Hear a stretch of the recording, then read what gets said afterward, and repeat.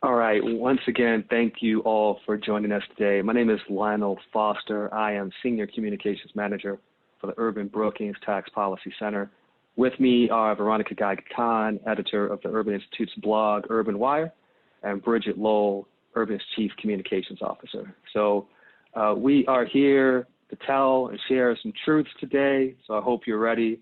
I am bracing myself. It is just really wonderful, but also humbling to take you behind the scenes to some of the conversations we've been having and things we've been learning together at the Urban Institute. So the Urban Institute is a nonprofit research organization. We marshal facts to support better public policy and improve people's lives. For example, I work in our tax policy center, which people count on during election seasons like this one to calculate the impact of presidential candidates' tax policy proposals on individuals at every income level. So people look to us to be even-handed, fair, objective, and nonpartisan. So it's a lot to live up to, and we take it very seriously. So today, we're in the process of grappling with facts that are forcing us to discuss and answer questions about who we are. So we'll talk to you a bit about that and hopefully hear a lot from you. We're especially interested in the Q&A. Talking about who we are and what we want to be. I know that, like me, a lot of you are thinking about Breonna Taylor and her family and trying to make sense of something that seems senseless. I frankly don't know what to say. I know during moments like this, people who work on social justice and try to make the world fairer, they lose a lot of hope on days like this, and I understand it entirely. So if you're feeling like that way, I sympathize, but this work is absolutely necessary. It can change minds, and to the extent that it can change minds, it can change lives. So today, as hard as it is, and as ridiculous as it might seem, I choose to have hope. And the fact that you all are here, I think for me, justifies that hope. So that's part of how I'm framing Breonna Taylor's death and what seems like a lack of accountability around it. So you all give me hope. So thank you once again. So today, we will talk about Urban's journey, not just talking about diversity, equity, and inclusion, but really trying to act on it, changing how we conduct and communicate research. Some key takeaways, and as I mentioned before, leaving lots of time for the Q&A. We want to ask that if you, so we're trying to make the most of the technology. We're a little limited. We all really, really wanted to hear your beautiful voices. We wanted that, but that's going to be a little difficult. So we'll make the most of the chat function. So what we ask is that if you have questions as we present, and we're going to try to keep the presentation to within about 25 minutes, go ahead and put those questions in the chat.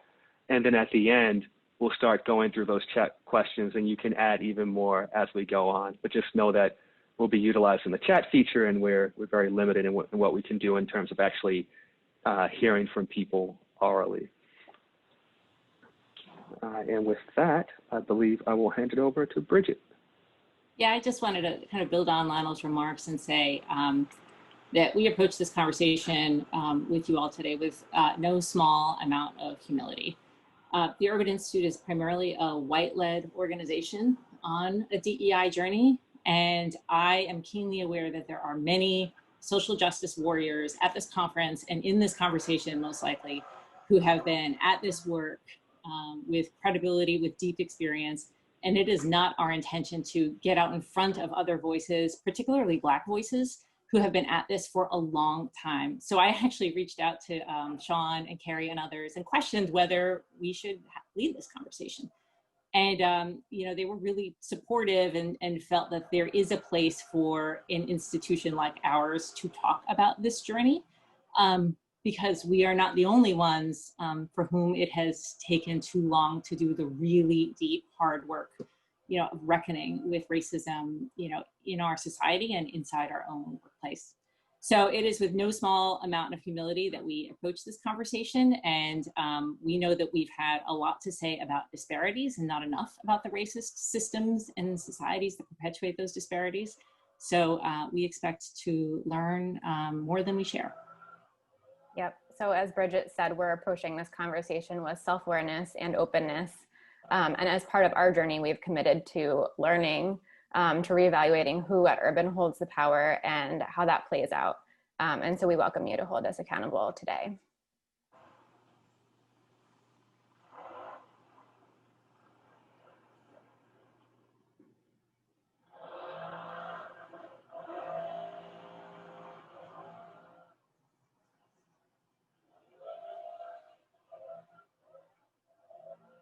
Lionel, I'm not hearing you. I don't know about anybody else. Is it just me? Veronica, are you hearing Lionel? Thank you, no. Okay. All right, technology. So Urban was founded in 1968 by President Lyndon Johnson. Here's what Johnson said about Urban. During a period that saw unrest and racialized violence around the country, he said we were needed, quote, to help solve the problem that weighs heavily on the hearts and minds of all of us, the problem of the American city and its people, end quote. So Johnson's record on civil rights legislation, the Civil Rights Act of 1964, the Voting Rights Act of 65, Fair Housing Act of 68, Higher Education Act of 65, this may be the most impressive in modern U.S. presidential history. He also berated his staff, black and white, was closely aligned with Southern segregationists during his early years in the Senate, and was quick with racial and a very creative array of other slurs. So let me stop there and just ask that we send really, really positive thoughts to Robert Caro, who is finishing the last volume of his multi-volume history on Lyndon Johnson. We need Caro to get through this and finish that book and live a very long and healthy life and go on book tour and educate the whole world. So just please join me in sending out Robert Caro. Thank you, Mr. Caro. Anyone interested in how Urban has been grappling with this legacy should read Reckoning with Structural Racism and Research, LBJs Legacy in Urban's Next 50 by Cameron Okeke and Nancy Levine on the Urban Institute's blog. So for years, we were a largely white and privileged organization researching low-income communities and communities of color, speaking to and working at the behest of what were often largely white privileged institutions. So you can see some of the tensions here. Some of that began to change in 2012 when our current president, Sarah Wartell, took office. Sarah was serious about making Urban's expertise relevant to a much broader audience. So eventually, some of the, say, 140-page reports we produced were still long, but were supported with blog posts and tweets and data visualizations. And gradually, our staff composition, mostly in the junior staff ranks, began to look more like the demographics of the rest of the country. So in 2016, DEI became a formal institutional priority for Urban. So that meant that we created a roadmap that had a few different domains or categories to help us achieve goals and also to help us measure our progress. So Urban identified 3 domains for that work. The first is workplace culture. So that means that Urban's committed to making Urban a place where people feel like they can bring their whole selves to work and where they feel like diversity is respected and that they're accepted. The second is staff composition. So Urban is committed to making our hiring, recruitment, and retainment policies more inclusive. And the third is research, content, and communications, which we're focusing on today. So that means that Urban is officially committed to producing respectful research and communications products and avoiding negative stereotypes and making sure that we acknowledge the historical and social contexts that lead to all the disparities that we talk about. And we hope that by making our products more inclusive, that we then attract and retain a more diverse audience. So even though all these categories are separate, we view them as very interrelated, and the progress of one affects the progress of the others. So we've developed some goals within each category and to measure our progress.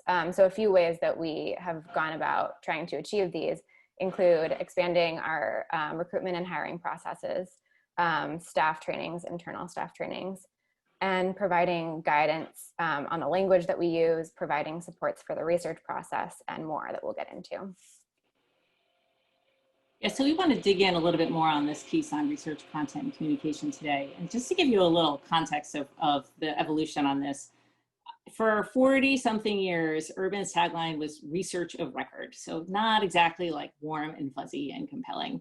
And even as we rebranded about 7 years ago, we talked about how much to embrace the values that bring a lot of people to this work. But as an organization of scholars and academics, there were still a lot of folks in Urban who kind of held those values at a distance a little bit and really saw that their role was to bring evidence to decisions and hopefully improve lives and communities, but not necessarily to lead with issues like structural racism. And as the world has shifted, as you heard Lionel and Veronica both talk about, as our staff has grown, gotten bigger and younger and more diverse, and most importantly, as racism has become so impossible to ignore, especially in these really painful last few years, we've seen urban scholars really embracing this work in a way that is much more explicit than they did before. So an example of this is that for our 50th anniversary, we asked and answered a series of questions about what would it take to create a more equitable society. And as part of this, we really leaned into these questions around what would it take to end structural racism? And to really, to do this, we partnered with scholars and people with very bold, sometimes controversial ideas, and really tried to explicitly name things that I think before had been implicit for us, to name the racist systems and structures and institutions that perpetuate disparities that we have a lot of experience with and that we've talked so much about for so many years. So I think of Urban's diversity, equity, and inclusion work in 3 phases. It's been an evolution and it's ongoing. So the first phase revolved around what was called a Diversity and Inclusion Steering Committee, or DISC. This was an advisory body headed by a senior researcher of color, which recruited staff to think about policies and practices Urban should consider adopting. Some great things came out of DISC, including a biennial workplace climate survey and a trusted advisor program that allowed staff to have a confidential audience for any work-related concerns they might have. The upside of DISC was its flexibility. If an idea DISC raised had a capable sponsor, it stood a good chance of being implemented. The downside was its slowness and relative lack of structure. Some staff members felt we did more talking than doing. DISC laid the groundwork for a more democratic and comprehensive structure called the Diversity, Equity, and Inclusion Council. So it's kind of radical. Everyone at Urban can nominate themselves for and vote on the council's 6 elected members.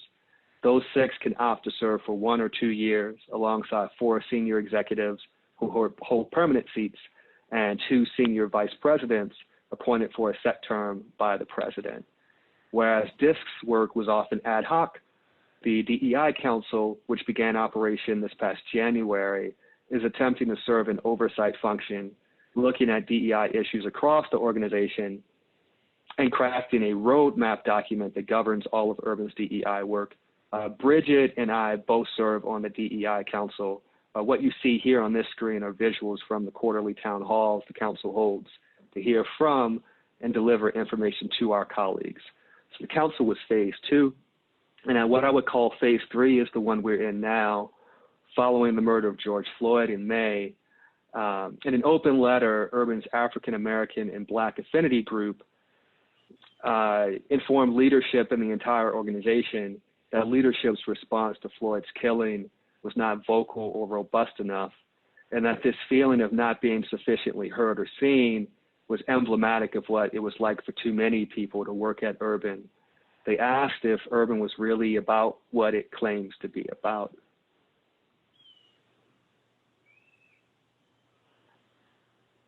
And we're trying to show that we are about what we claim to be about.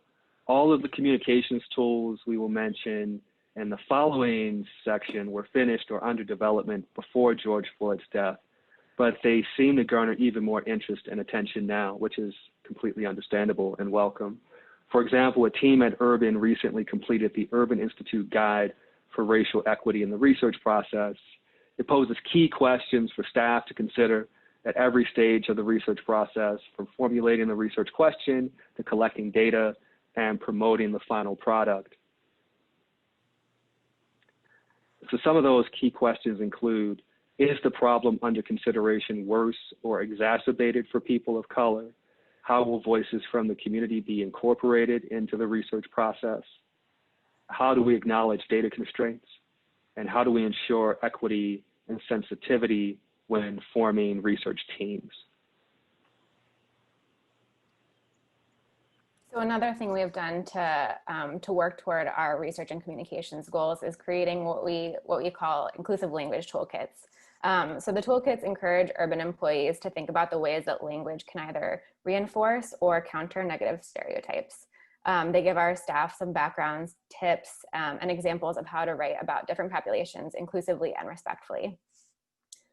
Staff at all levels contributed to the toolkits and often aligned with the affinity group related to the toolkit. So for example, I'm a member of the Latinx affinity group and helped develop the Latinx toolkit that you see here. So you can see this is a pretty good example of what the rest of the toolkits look like too. They contain some frequently used terms, some suggested footnote language. For this one, some information about translation and explanations about the nuance around language. We encourage staff to consult the toolkits from before they even begin the research process, throughout their research, and then through the product that they're creating, because we don't want language or inclusion to be an afterthought. So one important point about these is that they're iterative. So we developed them a while ago, but we recognize that both language and social context are constantly evolving. And so we've committed to updating them periodically. So far we've completed the Racial Equity in the Research Process toolkit that Lionel just shared. This one on Hispanic and Latino or Latinx people, one on people of African descent, one on people experiencing poverty, one on people involved in the criminal justice system, one on sexual and gender diversity, and one on US immigrants. And we are constantly adding to the list of to-do toolkits. So we're working on some and we have ideas for others. Also for about the past 4 years, the blog team has been thinking about the ways that we address the way that we write about people on the blog. And we have really encouraged authors to use what we call people first language. So our goal is that all blog posts, all content across Urban, but especially blog posts, respect the dignity of all people. And the toolkits have been a really good tool to help us accomplish that goal. So then this summer, I joined the blog team in June, and kind of in response to George Floyd's killing, the protests, lots of internal conversations that Lionel mentioned we were having, our blog team started thinking about ways that we could better equip our authors to write about structural racism. We had heard so many authors come to us and say, we want to tackle this issue, but we just don't know where to start. So we created racial equity guidelines that encourage authors to apply a racial equity lens when they're writing posts. At a minimum, we ask that authors name the racist practices and policies that contribute to the racial and ethnic inequities in the topics that they're writing about. But we also encourage authors to take this analysis a step further. And so we offer questions and considerations and examples for authors to consult as they write. So a key component of this new process has been our partnership with the Structural Racism Project. So the Structural Racism Project is a group that's been around at Urban for longer than I've been at Urban. But among other things, they have helped Urban develop its structural racism research agenda. But for our process, the blog team pairs a member of the Structural Racism Project with the blog author, depending on subject matter expertise. So for example, if a blog post is talking about housing discrimination or segregation, we'll pair the author with a member of the Structural Racism Project who is in our Metropolitan Housing Center. And they'll provide advice and feedback on how to strengthen that racial equity frame for the blog. The process is entirely opt-in, and so far lots of folks have opted in, which has been great, and I think we have already seen some added value to our blog posts. And we've also found that releasing these around the same time as the toolkit that Lionel shared about racial equity in the research process has been like a really nice pairing. So one thing that I want to mention, because I know we're getting a lot of questions about sharing guides, is the products took a lot of time to create, and were so iterative. And they were reviewed, we incorporated feedback, and they're never going to be a final, I don't think. We are going to regularly update them as the world changes. Yeah, I want to jump in on this point too, because I see all the comments flooding the chat, and we've actually talked a lot internally about whether and how to share these toolkits, and have kind of struggled with it for the reasons I stated in the beginning, right? Like, we are in this mode of humility, and we know that we still have so much to learn, that we didn't want to present ourselves as coming out here with all the answers. At the same time, though, there is this growing recognition that we want to be part of the dialogue. We want to be part of the community of people who are striving to do this better. And if we can put something out there, get feedback on it, and hold ourselves accountable, that's all to the good. So we're very cautious about sharing. And before we share anything, we actually go through the different affinity groups and our DEI council and ask if people are comfortable with it. So just before the session today, I've actually been in touch with other members of our DEI council and the folks who wrote, for example, the Racial Equity Toolkit for Research Design, and said, what do you think? And we had this robust email conversation about whether to share it, and finally came down on the side of, we are ready to put this on urban.org as a standard publication, but we actually want to add to it all the resources that went into it, because we want to make sure that we're not co-opting the good work that actually contributed to our document, to our synthesis of this. So we are going to be publishing, for starters, the Racial Equity Toolkit on urban.org, as long as we first include all of those resources, because we think that's so important. So that will happen soon. And I'm really glad to email that to folks to get a list of everybody who's on here, and send it to the ComNet folks so they can distribute it within our community. As Veronica said about all the other toolkits, they are these living, breathing documents. And that brings me to kind of a big point that I wanted to make here, which is our message is that you have to do the work. And by you, I mean you, the researcher, you, the institution. There's no one toolkit that can ever provide the answers. I mean, in these toolkits, for example, we don't say, no, it's not Latinx, it's Hispanic, or no, it's not African American, it's Black, because there's never any one answer. What the toolkits are designed to do is walk people through the process, give them the full nuance and perspective on terms and their history and their context and what they've meant over time, and then prompt the researcher to make a decision about the language they're going to use and explain that decision in their publication. And that thoughtfulness and intentionality is really like at the root of all of this work. It's not giving people an answer. It's not saying, here's your boilerplate language. It's saying, here's your process. Here's a guide to take you through that process. Now go be transparent and explain your process to the user. And that is a lot of work. But we think that's the only way to do this with integrity, without it just being a throwaway line that you include in a blog post saying, of course, structural racism has contributed to these disparities for decades. Like, that's not actually adding to the dialogue. And the same, I would say, is just true when we talk about sharing these toolkits to other institutions. I think the message here is that each institution has to go on their own journey, and each organization has to consider, what does applying a racial equity lens look like on our products, on our work, and how do we change what we do in a pretty deep way in order to bring that lens responsibly to the work. And I do think it will probably look very different from one place to the next. I mean, we're sharing this journey so that it can help you figure out where to go, but I by no means think that this journey would be everybody's journey. So as we think about what change looks like, to kind of like bring it home, I would just say that my takeaway over these last few years is how important it is that change comes from both the top of the organization and within. And that means that you need your leadership to be engaged, to clear the resources, to make this a priority, to really support this work. And also, as I think Veronica said in the beginning, to rethink power in the organization and to make sure that people throughout the ranks have the power to drive change. Because really, some of the most important conversations that we've had have really come from people who, in some cases, have only been at Urban a very short time and are early in their career. But they've got bold, sharp thinking and a strong perspective and point of view that is driving positive change in a way that you're not going to necessarily get from somebody who's been in an organization for decades and isn't seeing things in the same way. So I think it really is important that you reevaluate power structures and see to it that staff at all levels have a chance to do this like in a meaningful way, in a way that actually will drive results. Yeah, that's exactly right. And that they're invited into the conversation and given opportunities to participate within that. We also feel really strongly that that DEI should address both the products that we produce and the staff culture, and that like these are equally important and the progress of one affects the progress of the other. Yeah, and we have here find best practices. So I was fortunate enough, there was a period of about 3 months where I'd finished one assignment, and nearly all of my job at Urban was to be an editor and cat wrangler as we developed more of the language toolkits that Veronica mentioned. And I started with a literature review, the kind of thing I learned to do in graduate school, reading, the smart things that journalists were writing.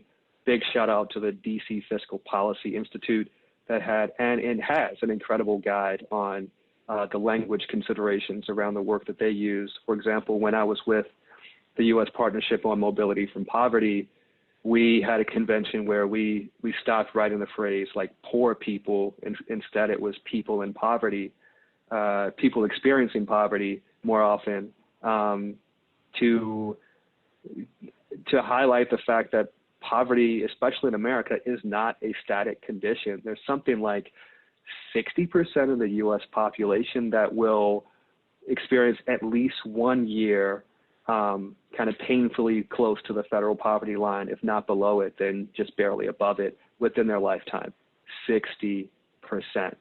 So, we're looking out at best practices, but then this fourth point, you have to make them your own. It's so often, if you're not careful, what will happen is you'll get something that someone else labels a best practice, but it's divorced from the particular context of your organization. So take the best of what you can find, bring it, into your organization and talk about it and vet it and kick the tires on it and debate whether it really would be a best practice for you, or if some variation on that might fit better to your mission and your culture. So those are some of our big takeaways. And now we're actually at the point I've been really itching to get to for a while now. So thank you all so much. We have a lot. I'll start with the chat. So I will back up and toss out questions for Bridget and Veronica and maybe me to weigh in on. I might combine a few of these and let me see. Thank you for opening. Okay. Got a few thank yous, which we appreciate. I see a question here. Will you be able to share info on your workplace culture, staff composition as well? Bridget might have some of these numbers in her head a little more solid than I do, but I know broadly speaking, so that workplace climate survey was just tremendous. So it comes out every other year, and it asks questions like about general satisfaction at Urban. Do people feel they're able to advance? And I think this would have been 1 or 2 surveys ago. We saw, so first, Urban is about 550 people. And we have researchers at various levels and lots of staff and others supporting in important capacities. And in the climate survey from a few years ago, you saw, in terms of kind of satisfaction with the workplace and the prospects for advancement, you saw a real split between junior staff, who tend to be like quite diverse. Much of the racial, certainly, diversity we have in the organization comes from junior research staff. You saw a split between their sentiments and those of senior researchers. And Bridget, do you want to say any more about that? I was just going to mention that we actually publish on urban.org under the diversity and inclusion section our breakdown by race. And we don't do that because we're really diverse and proud of that. Like, we do that to hold ourselves accountable. And if you'll look, you'll be like, wow, you guys have a way to go. And we do. And we are just committed to being very transparent about this journey. So you can see that we are primarily white-led, and you can actually see the breakdown if you're interested, if you go to the diversity and inclusion section of our website. Thank you. And we've had a number of comments asking if we can share some of the documents we mentioned. So I'm going to say something, and then Bridget can save me if I don't think I'm promising too much. But what we discussed in advance was the document about incorporating racial equity lens in the research process. So yes to that. And there's that tremendous blog post by Cameron Okeke and Nancy Lavine looking back on 50 years and Urban's grappling with structural racism. I know amongst ourselves, we also talked about, at minimum, the template for how we approach the language toolkits. And did I hit everything, Bridget and Veronica? We can also share the racial equity blog guidelines. Blog guidelines, yeah, I was just going to say. For the low, low price of free. So I feel like I set you up, and I thought, oh, you're only going to get 3 things. And then Veronica gave you 1 more because she's good like that. Let me see. So that's about sharing the document. I see there's a question about accessibility too. We're actually having these conversations right now, and we are developing an accessibility toolkit specifically to talk about people who are experiencing disabilities. We've talked about how to capture disability too as we're reporting out on this data. So I think that's an excellent question that's very much on the radar and something I think we'll be acting on soon. So just wanted to address that one. Yeah, there's a question. Are you thinking about how you talk about youth who have been affected by the criminal justice system and our foster youth? I know certainly language considerations, how our use of language shapes the way we think about certain populations. We give a great deal of thought to that, and it was actually our Justice Policy Center for whom this particular issue would be immediately relevant.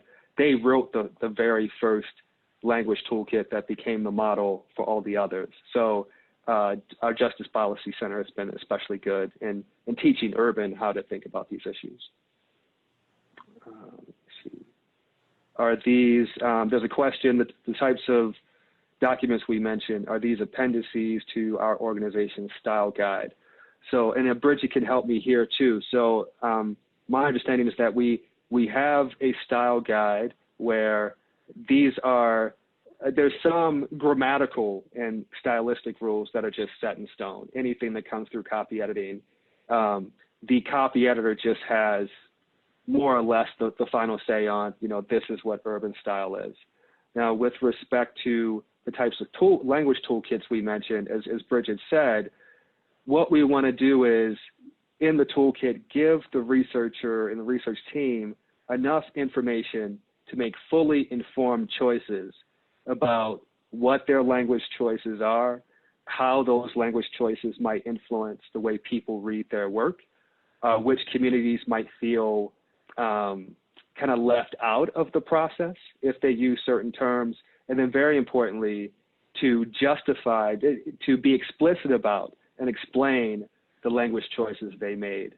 So my understanding is that our copy editors know these documents quite well and study them, and they're yet another constituent that when they see a relevant passage or a line or section of a research product, will send the researcher to the toolkit and ask that they be explicit about the decisions they're making. Yeah, do you want to add anything, Bridget? No, just that we're really trying to get researchers to think about these toolkits more frequently than just at the end when they are finishing up a report. And I think that's the shift that we're really in the middle of now. We've gone to this work of developing these toolkits. In response to one of the questions here, we actually do a brown bag session every time one of them is done. We've done multiple brown bag sessions on a couple where we actually go through the toolkit. We explain why we did it. We give the kind of highlights of the findings and the recommendations that are in there. But it's internalizing those toolkits so that people are using them regularly in their work is something I think we're not quite there yet. Some people are, but many people aren't. And many people are only thinking of language at the end. And we want them to think of language at the very beginning. In fact, we want them to have conversations in some cases with communities to make sure that they're using language intentionally, that their communities that they're studying or writing about would actually support. So that's very much a work in progress for us. Yeah, I helped develop something like 3 or 4 of the toolkits, and we hosted a brown bag, as Bridget mentioned, when we released each of them. And it wasn't until I got to my 3rd brown bag, I mean, I had put in dozens of hours on helping bring these things to fruition. And someone asked a question, and then I said out loud, like the moment, I said, you know what? We've been working backwards. So we started off with, because, Bridget, all the three of your presenters here, we work in communications. Well, by the time you're ready to communicate something, you've already made a lot of decisions about, what the heck you're doing, what you're looking at, whom you're considering, whom you're not. And I said, that's funny. We started with language when you really need to start, before the research process gets going in earnest. So which was why we're so happy to have this, guide to considering racial equity in the research process. But, I just want to flag a really important turning point, certainly for me and maybe for others in urban, where we go, you know what? Okay, it's great that we've put all this thought into the language we should use. Let's propagate backwards upstream in this system to get at some of this earlier. All right, let me see. Get at some of these. People other are talking about questions. visibility. I think I addressed some of that when I talked about kind of our struggle in deciding what to share and what not to share and the spirit with which to share it. One of the kind of compromise solutions that we've derived at is sometimes a toolkit author will blog about the toolkit and just sort of, we have a couple of blog posts that we actually included on the breakout page, I think, about our journey on language and what that looks like. I know that, again, the Justice Policy Center did that, and I think 1 or 2 others. The Partnership on Mobility from Poverty, as Lionel talked about, had a whole line of content that was just around language and writing and stereotyping and othering, and really kind of addressing this issue in a very substantive way.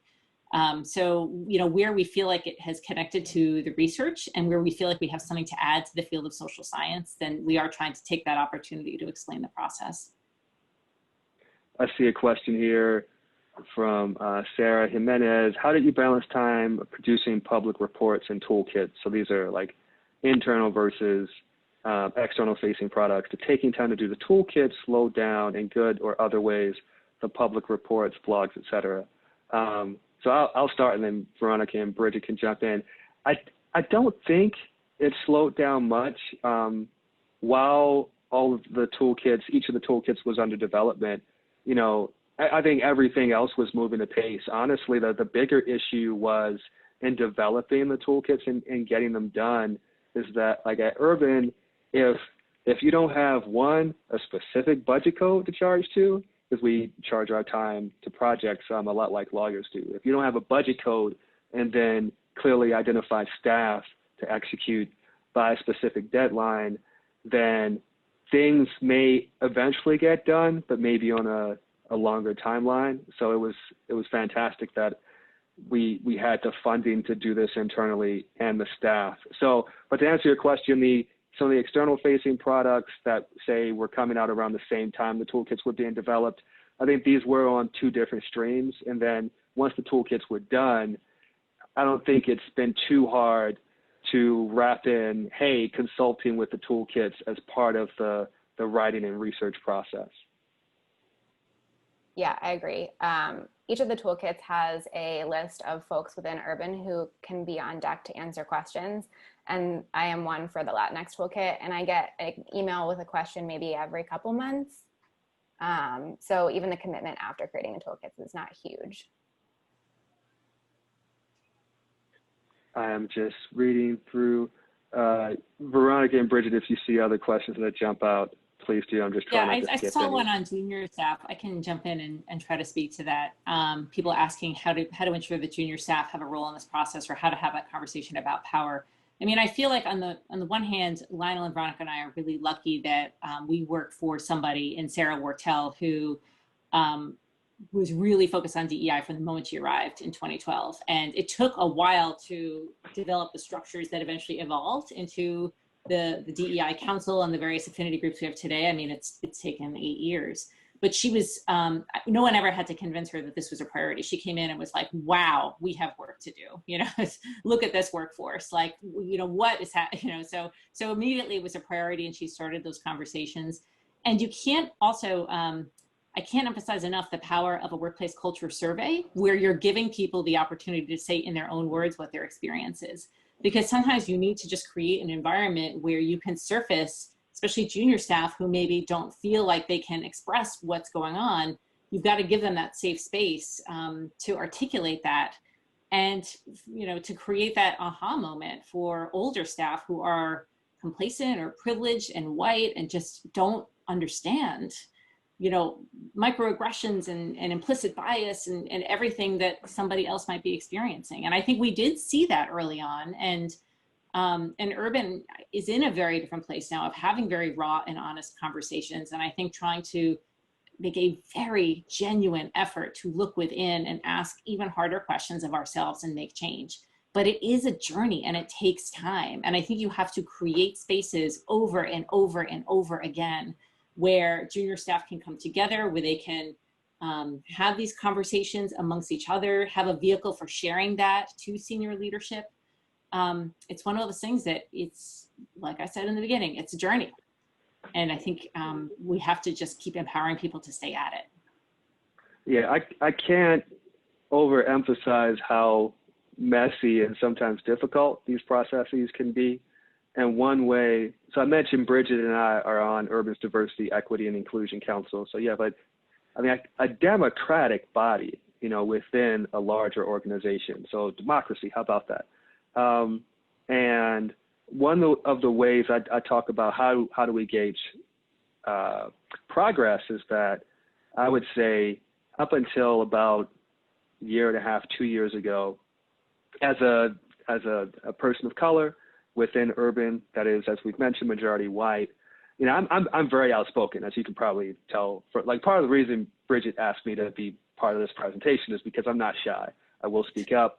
I will say the difficult things. I will say the difficult thing to my boss and my boss's boss and that person's boss. But mind you, sometimes I have to pick my spots. And, there have been lots of situations where when you don't belong to the dominant group, maybe there are things that you would say behind closed doors or after hours to someone who looks like you or someone you think gets it.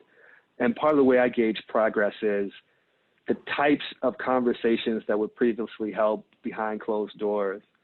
Are we more often able to say it out loud in public, in one of the quarterly town halls that the Diversity, Equity, and Inclusion Council holds, or in a meeting between when an affinity group comes to the elected members of the council and says, hey, can we have a meeting? This is a concern of ours. Or in an open letter to leadership and the rest of Urban from one of our affinity groups.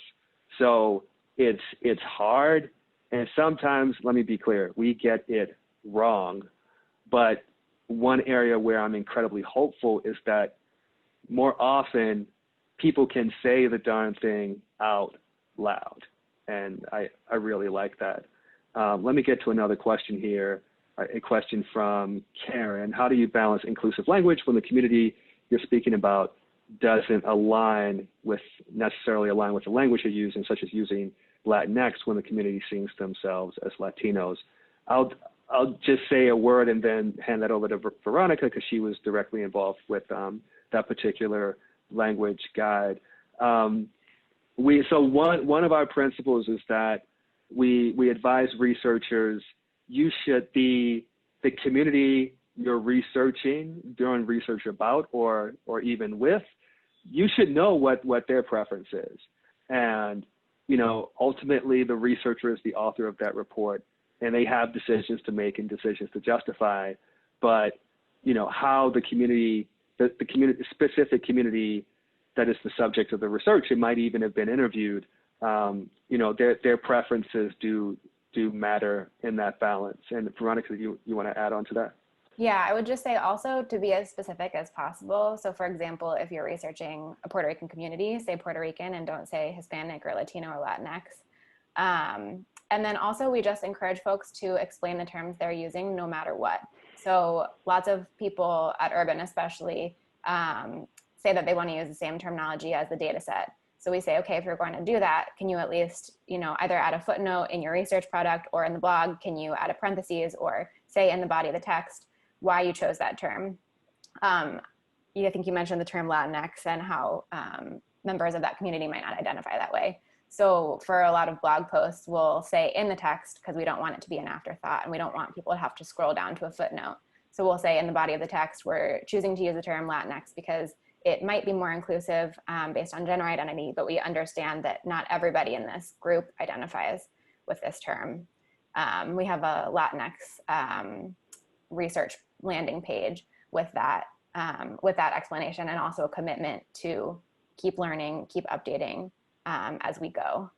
But yeah, I think Bridget also mentioned this at the beginning, but just engaging with the communities and asking them their preferred terms is so important. Yeah, I'm seeing a number of questions about the workplace climate survey. How often do you roll out the survey? It's generally been every 2 years. How do you recommend doing a workplace culture survey with a staff of less than 10 people? So I do think it's possible, but we have, I think in every instance up to now, we've worked with an outside firm. So in terms of the precision of some of the questions and the methodology, we've had some outside help with that. So I think if you can afford it or get tips from another organization at your scale, that would be super helpful. I also know that some centers have had an external person come in and facilitate discussions, like a person whose sole job it is to work on DEI and helping organizations. So that could be a good option for a smaller group. I see a question here from Emily Driscoll. What should communicators keep in mind to ensure that efforts to promote more diversity, equity, and inclusion remain a priority for their organization for the long haul and not approached as merely a one and done box to check? I love that question. We are absolutely grappling with it. So bring you into a process we're undergoing right now. There's a Diversity, Equity, and Inclusion Council, and our big remit is to update what we call a DEI roadmap and at least the last iteration of the roadmap had goals and objectives, and down from that, activities, and activities were assigned to particular people in the organization with deadlines. So that's the structure of the roadmap. We're in that process of updating that, and the response from some staff after the murder of George Floyd really prompted us to recommit to updating that sooner rather than later. So there's now a draft equity framework that lays out a lot of principles and goals, and we're discussing as an organization that is supposed to then inform the roadmap. And one of the questions I've asked, and I keep beating this drum, asking other people to ask and answer the question as well, is like, what is the theory of change? Like, what is, so you can have objectives and you can have activities, but what is the impetus, that force, that thing that you can identify that's gonna guarantee, or as close as possible, like guarantee that we'll keep moving forward?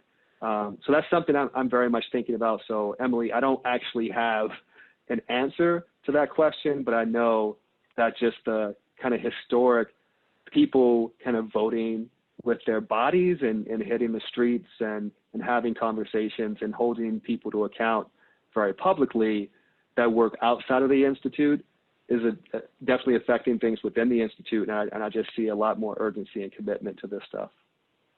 Lionel, can I just add one thing to that, which is that in addition to this work happening at the institutional level with the kind of assignment of responsibility and deadlines associated with it, each center within Urban is also on point to develop their own DEI plan. And then, for example, within COM, I have an overall COM DEI plan, and then every team within COM has their own list of DEI priorities. And we've talked about among all the directors of those teams that those have to go down to the individual. So each person should have some aspects of that DEI roadmap reflected in their work. You know, in Veronica, it's figuring out like what those racial equity blog guidelines look like and implementing them and refining them and assessing whether or not they're working. Each person has a version of that on this team. And I really feel that the key to making this meaningful is that it's not over there. It's not, oh, that's the DEI plan. We haven't checked in on that in a while. How are we doing? it said it's got to be baked into every single thing you do. And that's one thing I'm really proud of, is that I feel like our team within COM has finally gotten to that point where it is fully integrated to all of our activities every day. Every photo editor is thinking about the image they select and the story that they're telling with the image, and kind of gut checking that and having a conversation with the researcher about the impact that image could have as we think about racial equity. You know, every blog post, every production, everything that comes through the production queue, you know, you name it. It's like, it's got to be front of mind for everybody and kind of worked into their daily work stream in order for it to stick and to actually drive something that feels like change. Yeah, and what Bridget said relates to a question Zach Hochstadt wrote. For some, DEI is a partisan issue. How does a nonpartisan organization respond to those who might believe that your investments in DEI undermine your impartiality? Great question. So I see this in two ways. So I think the easy, relatively non-controversial piece of this is that just about everything Urban does is focused on low-income communities and what type of assistance they might need to, you know, achieve their aspirations and the kinds of things that we all want. So there's a certain amount where, look, if you're talking about low-income communities, and to the extent that your work touches on people of color and communities of color, you have to have a clue. You need staff who are from these communities. You need everyone to be capable, culturally capable, in interacting with, hearing from, and serving a range of communities. And fortunately, you know, some of our funders, these are basic points, and some of our funders are holding us to these very basic points. So to the extent that you claim to research and write about low-income communities and, you know, where relevant in your work, communities of color, you just have to look like you have a clue. So that's one piece. But then there's another piece, you know, and a lot of that stuff is just more objective. But there's another piece, and Bridget touched on this, that's about, like, what are your values as an organization? And we believe we have some values that everyone can get on board with, but how far you lean into some things is still an open question for us. And there's still areas where we cannot claim to have, look, if we phrase it this way, we know there's 100% buy-in, because as some of our senior leadership, they're serious about researcher autonomy and independence. So some things are just non-negotiable. You just have to, you need a certain competency there. But there are some things where, as Zach's question gets to, there is a conversation, and a good one, and we're still trying to figure out where the common ground is. This is where the evidence base really helps us too, you know, in that at Urban, researchers are empowered to reach their own conclusions, and they can be conclusions that align, you know, with a particular party's agenda, but it's got to be an evidence-based conclusion. And it's got to be like the evidence, if you want to achieve X, the evidence says this is how you get there. You know, if you want to close the home ownership gap between Blacks and whites, here are the policy solutions you should consider based on the evidence, based on what we're seeing, you know, based on the data that tells us, you know, XYZ has contributed to these problems over time. So for us, we're very comfortable, you know, being provocative as long as it's got that evidence base, you know, and that is helpful guidance in these times when things have become so politicized that shouldn't be. We try to worry less about the politics because there's no way to be nonpartisan now, and more about whether the evidence backs our conclusion. Yeah, I want to, Lori Warren wrote a comment, not a question, but I find it really helpful. She wrote, actually having folks who are very early in their DEI journey in the organization is a good thing. Otherwise you are singing to the choir and have nothing to push up against. Yeah, I think that's right. I think having nothing to push up against is not a problem at the stage we're in right now. But I will second that, Lori. I can remember a few moments in particular where in a smaller group, there was an older member of staff, person happened to be white, said something that younger members of staff, including people of color, they just, is she hold on, we kind of giving each other, like she really said that, right? She said that? Like, yeah, we heard that.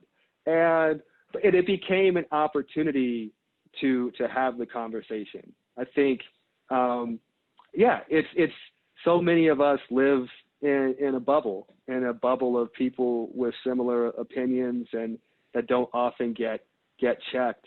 So I liked it. That worked out exactly the way I think you could imagine it working out, Laurie. It led to a really fruitful conversation. And, but on the other side is that, I remember one line from the letter to leadership from the African American and Black Affinity Group. You could just hear the weariness and that they even had to put finger to keyboard and work on this. They said, we're tired, but we've been tired. So I think it cuts both ways. You please look out for your colleagues. I think maybe in the past few months, we have a greater appreciation of the burdens that some of our colleagues bear and the burdens that maybe our institutions inadvertently make even heavier for some colleagues. This stuff is hard. But I see space opening for more compassion and more capability and sharing that burden. Just doing a time check. We may have time for one. Jennifer Oldham Healing said, we are tired. Yes, amen. Mm-hmm. I think we have time for I'll try to get 2 more questions. Bridget or Veronica, if you see one you want to flag, let me know. That might transition well into the question from Tanya on how do you balance true equity and inclusion with tokenism and representation? We consulted our person of color on staff and they're good with it, but how to ensure true equitable decisions for your organization / those you serve? We got the brown person to take out their stamp pad and boom, they gave us the seal of the approval. I do not have such a stamp pad. I don't do that kind of work. I think for me, I've been trying to get more comfortable talking about power. Who has the power to make decisions, to hire, to promote, to advance certain issues? And I think to the extent that your organization gets more comfortable naming centers of power, I think that can go a long way. I think that's one way you avoid tokenism and really get down to brass tacks. I also feel like the more diverse your staff, the less tokenism there is. And I think you have to create a space where people can have the hard and awkward conversation. I mean, you have to constantly be creating those openings to say, to Lionel's point, like to create the opening for that staff to go to that person and say, what you said in that conversation was actually really inappropriate. And I think the leadership of the organization has to open all those doors to make that possible so that the burden is not just on the junior staff to have to be incredibly uncomfortable in approaching that person, but that you're trying to create an atmosphere. And honestly, it's incumbent upon every manager to constantly say, I'm going to get this wrong and I expect you to come to me. Lionel said something to me years ago in a meeting, like we were at the very beginning of this journey that I've never forgotten, where he pointed out an image that I used in a presentation and said that he didn't think it was the right image. And I've never forgotten that. And it was probably 7 years ago now. It was a long time. But like creating that opportunity for people to tell you when you messed up is maybe one of the most important things. And I feel like every single manager, every single person really inside an organization can create that opportunity if they try hard enough and are genuinely open to it. Yeah, I want to second that. And that, it's like Bridget read my mind. And it's part of why I'm hopeful, because it's about like relationships. Like at whatever scale of the organization you work, you can contribute to creating the kind of environment that cultivates this trust and this work and more equity. So that was 7 years ago. That was like, I've been promoted maybe 2 or 3 times since then. So I was like a peon, and Bridget was the boss. And I had to go. I said, like, can I tell this to Bridget? I was like, yeah, I can tell this to Bridget, because Bridget's been cool since like our first conversation. So like Bridget helped create that kind of environment and certainly made me feel really empowered. And it led, so fast forward several years, and I remember in one of the communication staff meetings, I was reporting I'd been heard about another meeting Bridget was in, where Bridget was just really blunt with people at her level about how we need to prioritize this work. So I went to the larger meeting and I pretended to act out, I pretended to be Bridget. It's like, hey, yo, Bridget, she was not planned. It's like, look, y'all gotta treat my people better. This is how it's gonna be.